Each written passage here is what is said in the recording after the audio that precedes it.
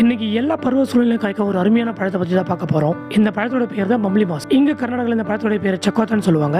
நார்த்தங்க எலுமிச்சை வகை சார்ந்த இது ஒரு அருமையான பழங்க. அதிக புரதச்சத்து வாய்ந்த ஒரு அருமையான பழங்க இது. இந்த பழத்துல vitamin C, beta carotene, vitamin K, E இந்த மாதிரி விட்டமின்ஸ் மினரல்ஸ் நிறைந்த ஒரு அதிசய பழங்க இது. பார்க்கறதுக்கு பெரிய சைஸ் பழம் மாதிரி இருந்தாலும் இந்த பழத்தோட எடையும் மிகவும் குறைவுங்க.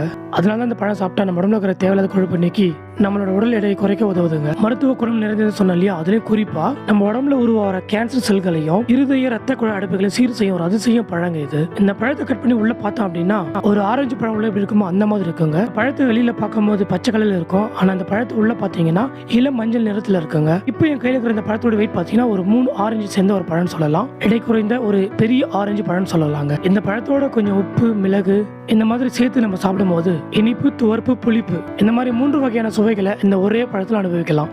நீங்க யாராவது ரோட்டத்தில் இந்த பழத்தை பார்த்தீங்கன்னா கண்டிப்பா வாங்கி சாப்பிடுங்க. அப்படியே மறக்காம சர்ப்ரைஸ் பண்ணுங்க.